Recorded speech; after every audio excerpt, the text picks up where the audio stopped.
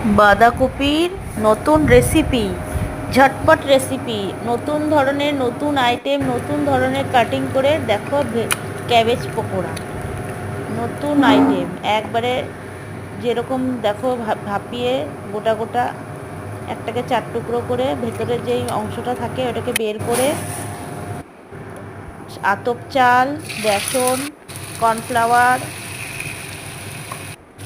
দিয়ে মাখিয়ে তার সাথে একটু কালো জিরে, তার সাথে একটু ধনেপাতা কুচি দিয়ে মাখিয়ে সুন্দর করে ম্যারিনেট করে তারপরে ওটাকে ডুবিয়ে ডুবিয়ে মাখালাম, নিয়ে তারপরে তেলের মধ্যে ছোট ছোট করে বড়া করলাম। দেখো নতুন রেসিপি, নতুন আইটেম, ঝটপট রেসিপি, ঝটপট, খেতেও বেশ টেস্টি, মুড়মুড়ে। সামান্য পরিমাণ মতো নুন স্বাদ অনুসারে দিতে হবে, আর খেতে একটু কাঁচা লঙ্কা যে যেমন ঝাল খায় দিলাম, ব্যাস।